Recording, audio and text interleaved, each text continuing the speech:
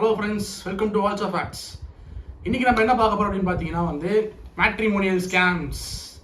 Matrimonial மூலிமா scam பண்ண முடியும்னு பார்த்தீங்கன்னா கண்டிப்பாக முடியும். அதுக்கு முன்னாடி மேரேஜ்ன்றது எதுக்கு அப்படின்னு சொல்லிட்டு நம்ம எல்லோரும் கேட்குறப்போ நிறைய பேருக்கு ஒரு சிந்தனை போகும். எங்கே அப்படின்னு பார்த்தீங்கன்னா, மேரேஜ் ஆகாதவங்களுக்கு எப்படா மேரேஜ் ஆகும்னு இருக்கும், மேரேஜ் ஆனவங்களுக்கு எதுக்குடா மேரேஜ் பண்ணணும் அப்படின்னு சொல்லிட்டு தான் இருக்கும் அப்படின்னு சொல்லிட்டு ஒரு ஆய்வில் சொல்கிறாங்க. உண்மையாக பையன் தெரியல, ஆய்வில் சொல்கிறாங்க. சரி, இப்போது மேரேஜ் அப்படின்றது ஒரு மனுஷனுக்கு தேவை அப்படின்னு பார்த்தீங்கன்னா அது நமக்கு தேவையில்லாத விஷயம். அதை பற்றி நான் பேச விரும்பலை. நமக்கு மேரேஜ் பண்ணுறது கரெக்டாக தப்பாலாம் சொல்ல முடியாது. அது அவங்கவுங்க விருப்பம். அவங்க விருப்பத்துக்கு ஏற்ற மாதிரி மேரேஜ் பண்ணிக்கலாம், பண்ணாமல் இருக்கலாம். அது அவங்களுடைய பர்சனல் இஷ்யூஸ். சரிங்களா? இப்போ நம்ம அதுக்குள்ளே போக வேணாம். முன்னெல்லாம் மேரேஜ் அப்படின்ற விஷயம் வந்துச்சு அப்படின்னா என்ன பண்ணுவாங்க, பொண்ணு பார்க்க போவாங்க. அவங்களாவே ஃபோன் பண்ணுவாங்க சார், பொண்ணு இருக்கான்னு கேட்பாங்க சார். இருக்குன்னு சொன்னா இடம் டைம் சொல்லுவாங்க சார். அந்த டயத்துல நம்ம கொண்டு போய் பொண்ணை கொடுத்துட்டு வந்துடணும் சார். பார்ப்பாங்க, தரகர் இருப்பாங்க, பொண்ணு பார்க்க போவாங்க. பொண்ணு பார்த்துட்டு என்ன பண்ணுவாங்க, இந்த மாதிரி மாப்பிள்ளை வீட்டில் சொல்லுவாங்க பொண்ணு இருக்கு நீங்கள் பாரு அப்படின்னு சொல்லுவாங்க. அதுக்கப்புறம் என்ன பண்ணுவாங்கன்னா பந்தக்கார வைப்பாங்க, பேசி முடிப்பாங்க, சம்மதம் பண்ணுவாங்க, நிச்சயதார்த்தம் பண்ணுவாங்க, கல்யாணம் பண்ணுவாங்க. ப்ரொசீஜர் இப்போ வரைக்குமே இருந்துட்டு தான் இருக்குது, இல்லைன்னு சொல்ல முடியாது. சரி, அதுக்கப்புறம் வேறு என்ன, லவ் மேரேஜ் வந்தாலுமே அதே தான். லவ் மேரேஜ் வந்தால் சில பேர் ஒத்துப்பாங்க, சில பேர் ஒத்துக்க மாட்டாங்க. கேஸ்டிசம், இந்த மாதிரிலாம் விஷயங்கள்லாம் இருக்குது. இதெல்லாம் தாண்டி நாம் இப்போ என்ன பற்றி பேச போகிறோம்னு பார்த்தீங்கன்னா, இப்போ இருக்கிற சுச்சுவேஷனில் மேரேஜே பார்த்தீங்கன்னா ஆன்லைன் நடக்குது. விர்ச்சுவல் ரியாலிட்டி, விஆர் மேரேஜ்லாம் வந்துதுங்க இப்போது. அது எப்படின்னா 3Dலேயே மேரேஜ் பண்ணிக்கலாம். அது எப்படி சொல்கிறதுன்னு தெரில எனக்கு. அதுக்கப்புறம் பார்த்தீங்கன்னா மேட்ரிமோனியல் சர்வீசஸ் பாயிண்ட்டுக்கு வந்துட்டு தான். இப்போ மேட்ரிமோனியல் சர்வீசஸ் அப்படின்றது ஒரு காலத்தில் இருக்கானா இல்லை. இந்த மேட்ரிமோனியல் சர்வீஸ் என்னதாங்க அப்படின்னு பார்த்தீங்கன்னா, நம்மக்கிட்ட இருந்து நம்மளுடைய ப்ரொஃபைலை வாங்கி ஒரு தரகர் என்ன பண்ணுறோ அதை வேலையை மேட்ரிமோனியல் சர்வீஸ் பண்ணி கொடுப்பாங்க. ஓகே, நல்ல விஷயந்தான். எனக்கு பிடிச்ச பார்ட்னரை நான் தேர்ந்தெடுத்துக்கிறேன், எனக்கு பிடிச்ச விஷயத்த நான் பண்ணிக்கிறேன். இதில் என்னப்பா ஸ்கேம் பண்ண முடியும்னு கேட்டிங்கன்னா, ஸ்கேம் பண்ண முடியும். இந்த மேட்ரிமோனியல் சர்வீஸ் என்ன பண்ணுறாங்க அப்படின்னு பார்த்தீங்கன்னா, 2019 ஒரு கேஸ் வந்ததுங்க. நான் ப்ரொஃபைலை ஃபுல் டீட்டெயில்ஸும் போடுறேன். ஐ மீன் ப்ரொஃபைல் மீன்ஸ் என்னுடைய பர்சனல் இஷ்யூஸ் எல்லாத்தையுமே போடுறேன். எனக்கு இந்த மாதிரிலாம் இருக்கும், இந்த மாதிரிலாம் பொண்ணு வந்தால் நல்லாயிருக்கும், என் ஹைட் இவ்வளோ, வெயிட் இவ்வளோ, என் வீடு இங்கே இருக்குது, நான் இவ்வளோ சேலரி வாங்குறேன் அப்படின்னு சொல்லிட்டு நம்ம சொல்கிறப்போ இது ஒரு கிரைம் எடுக்கிறதுக்கு நாமளே ஒரு சில விஷயத்த வழிவகுத்து கொடுக்குற மாதிரி இருக்குது அப்படின்னு சொல்லிட்டு நிறைய பேர் நினைக்கிறாங்க. உண்மையும் கூட. ஏன் அப்படின்னு பார்த்தீங்கன்னா, இந்த தரகர் இருப்பாங்க பார்த்தீங்களா, அந்த கல்யாண புரோக்கர் சொல்லுவாங்கல்ல, புரோக்கர் சொன்னால் கரெக்டாக இருக்கும்னு நினைக்கிறேன். இந்த புரோக்கர் என்ன பண்ணுவாங்க அப்படின்னு பார்த்தீங்கன்னா, ஒரு ப்ரொஃபைலையும் கலெக்ட் பண்ணி ஒருத்தர் காமிப்பாங்க பார்த்தீங்களா. இதே வேலை மேட்ரிமோனியல் சர்வீஸ் பண்ணுறப்போ என்ன பண்ணுறாங்க அப்படின்னா, இந்த தரகர் பண்ணுறாங்க தான் அவங்களும் பண்ணுறாங்க. ஆனால் எப்படி பண்ணுறாங்க அப்படின்னு பார்த்தீங்கன்னா, உன் ப்ரொஃபைல் நான் ஒரு பர்டிகுலர் வெப்சைட்டில் என்னுடைய ப்ரொஃபைலை பதிவு பண்ணுறேன், மேட்ரிமோனியல் வெப்சைட்டில் ப்ரொஃபைலை பதிவு பண்ணுறேன் அப்படின்னா, அந்த மேட்ரிமோனியல் ப்ரொஃபைல் எப்படி வேறு ஒரு மேட்ரிமோனியல் ப்ரொஃபைலுக்கு போகுது அப்படின்னு சொல்லிட்டு சில பேருக்கு டவுட் வரலாம். இதுதாங்க அங்கே நடக்கிற ஸ்கேம். இந்த ஸ்கேம் என்ன அப்படின்னு பார்த்தீங்கன்னா, நான் ஃபுல் டீட்டெயில்ஸை போடுறப்போ என் டீட்டெயில்ஸ் எனக்கே தெரியாமல் உள்ளே இருக்கிறவங்க ஏஜென்ட்ஸ் கலெக்ட் பண்ணி என்ன பண்ணுறாங்க, மற்ற வெப்சைட்டுக்கு விற்கிறாங்க. இதனால் அவங்களுக்கு என்னப்பா லாபம்னு கேட்டிங்கன்னா, லாபம் இருக்குது. என்னன்னு பார்த்தீங்கன்னா, இவங்களோட ப்ரொஃபைல் ரேட் ஏற ஏற அந்த பர்டிகுலர் மேட்ரிமோனியல் சர்வீஸ்க்கும் ப்ரொஃபைல் ரேட், அந்த ரேட் இருக்குது பார்த்தீங்களா, அந்த ரேட் ஏறிட்டே போகும். இன்கமும் அவங்களுக்கு வந்துகிட்டே இருக்கும். சரிங்களா? இது ஒரு சாதாரணமான ஒரு விஷயம் தான், சாதாரணமாக ஒரு இன்கம் வர்றதுக்கான ஒரு வழி.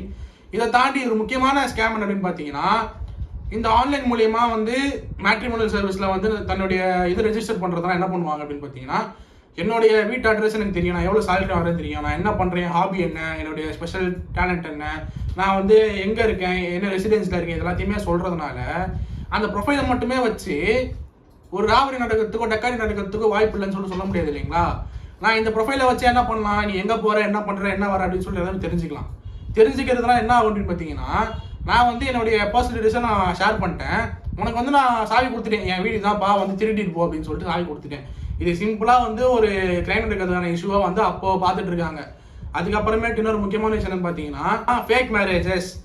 ஏற்கனவே கல்யாணம் ஆன ஒருத்தர், நான் யூஎஸில் மாப்பிள்ளையாக இருக்கேன், ஆமாம் நான் யூஎஸில் வேலை செய்கிறேன், எனக்கு மாதம் இவ்வளோ சம்பளம் அப்படின்னு சொல்லிட்டு ஃபேக் ப்ரொஃபைல்ஸில் உள்ள போடலாம். ஏற்கனவே கல்யாணம் ஆயிடுச்சு, எனக்கு ஆல்ரெடி ஒரு ஒய்ஃப் இருக்காங்க, பசங்க இருக்காங்க. ஆனால் நான் மேட்ரிமோனி சர்வீஸில் என்னுடைய பேரை போடுவேன், அன்மேரிட் சிங்கிள் அப்படின்னு சொல்லிட்டு போடுவேன், இவ்வளோ சேலரியோட அப்படின்னு சொல்லிட்டு. இந்த மாதிரி ஏமாத்துதல், அதாவது பொய்யா என்னுடைய ப்ரொஃபைலை பதிவு பண்ணி நான் ஆல்ரெடி மேரேஜ் ஆயிருந்தாலுமே, ஆல்ரெடி நான் இங்கே ரெசிடென்ஸ் வந்தாலுமே என்னுடைய வேலையை மறைச்சி போய் சொல்லி கல்யாணம் பண்ணுறதுலாம் நிறையா மேட்ரிமோனியல் சர்வீஸில் ஈஸியாக நடந்துட்டு போயிடுங்க. சரி, இந்த மாதிரி விஷயம்லாம் வந்து நார்மலாகவே வந்து 1000 பையன் சொல்லி கல்யாணம் பண்ணலாம் அப்படின்னு சொல்லிட்டு ஒரு பழமொழி சொல்லுவாங்கல்ல, அது 1000 பையன் சொல்லி இல்லைங்க, 1000 பேர்கிட்ட போய் சொல்லி கல்யாணம் பண்ணுறதா என்ன சொல்லிட்டாங்க, 1000 பையன் சொல்லி கல்யாணம் பண்ணுறோம் அப்படின்னு சொல்லிட்டு மாற்றி வச்சிருக்காங்க.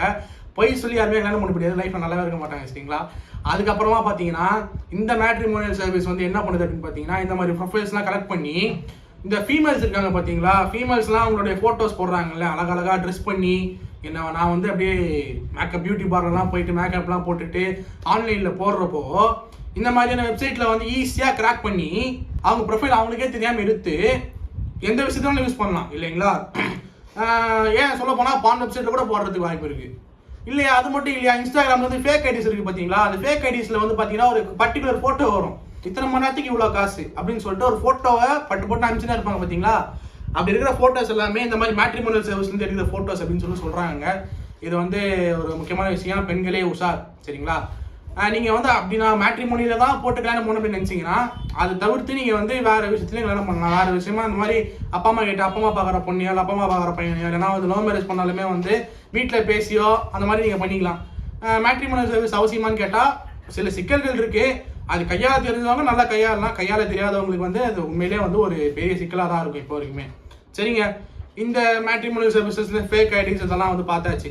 இப்போ நெக்ஸ்ட் பார்த்தீங்கன்னா இந்த மேட்ரிமோனியல் சர்வீசஸ் வந்து எந்த மாதிரி விஷயத்தை ஊக்குவிக்கிறாங்க அப்படின்னு பார்த்தீங்கன்னா, என்னதான் வந்து தமிழ்நாட்டில் வந்து ஜாதிகள் இல்லையடி பாப்பா, ஜாதியே இல்லைப்பா, இப்போ வந்து ஜாதியே இல்லாத ஒரு கலாச்சாரம் உருவாக்கிட்டு இருக்கு அப்படின்னு சொன்னாலும் மேட்ரிமோனியல் சர்வீஸ்க்கு எதுக்கு பார்த்தேன் கேஸ்ட்டு சொல்ல விரும்பலை.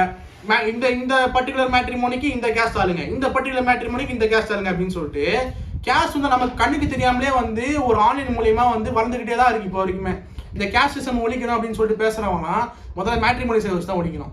இதுதான் உண்மை. ஏன் அப்படின்னு பார்த்தீங்கன்னா, இருக்கிற அத்தனை கேஸ்ட்டுக்குமே சர்ச் பண்ணி பார்த்தா அத்தனை கேஸ்ட்டுக்குமே வந்து மேட்ரிமோனியல் சர்வீஸ்ல வந்து அத்தனை கேஸ்ட்டுக்கு தனித்தனியாக போட்டுட்டு இருக்காங்க சரிங்களா.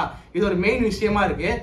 சரி, இந்த மாதிரி மேட்ரிமோனியல் இஷ்யூஸ், இந்த மேட்ரிமோனியில் வந்து இந்த மாதிரி பண்ணுறாங்க, இதுக்கு பதிலாக வேறு என்ன மாதிரி பண்ணால் சோஷியல் ரீஃபார்மாக இருக்கு அப்படின்னு பார்த்தீங்க அப்படின்னா வந்து ஒரு பர்டிகுலர் இண்டிவிஜுவலாக தோணுன ஒரு விஷயம் என்னன்னு பார்த்தீங்கன்னா, இப்போ இருக்கிற டிரான்ஸ்ஜெண்டர்ஸ் இருக்காங்கல்ல, இல்லைனா வந்து திருநங்கைகள், அப்புறம் வந்து லெஸ்பியன்ஸ் இருக்காங்க, பைசெக்சுவல்ஸ் இருக்காங்க.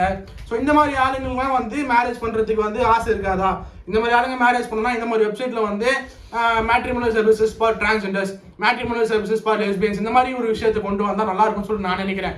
இந்த மாதிரி விஷயங்கள் வந்தால் வந்து இந்த மாதிரி ஸ்கேம்ஸ்லாம் நடக்கிறது கம்மியாகும் அப்படின்னு சொல்லி நான் நினைக்கிறேன். நீங்கள் என்ன நினைக்கிறேன் அப்படின்னு சொல்லி கமெண்ட்ல சொல்லுங்கள். இதோட இந்த வீடியோ முடிச்சுக்கிறேன். அடுத்த வீடியோவில் வந்து இன்னொரு முக்கியமான விஷயம் பேச போகிறேன். என்னன்னு பார்த்தீங்கன்னா வந்து நிறுத்துறா, இதுக்கு பேர் ஃப்ரெண்ட்ஷிப்பாடா, கள்ளக்காதல். அட நானாப்பா சொல்கிறேன், படிச்சவன் தான் சொல்கிறான். இதை வந்து எப்படி சொல்கிறதுன்னு சொல்லிட்டு தெரியல. இது ஒரு இந்த விஷயத்தை வந்து ஹைகோர்ட் வந்து ஒரு விதமாக கையாண்டிருக்காங்க. அது என்னன்னு சொல்லிட்டு நம்ம போகிற வீடியோஸில் பார்க்கலாம். So until then, bye from Divakar. Bye bye, signing off.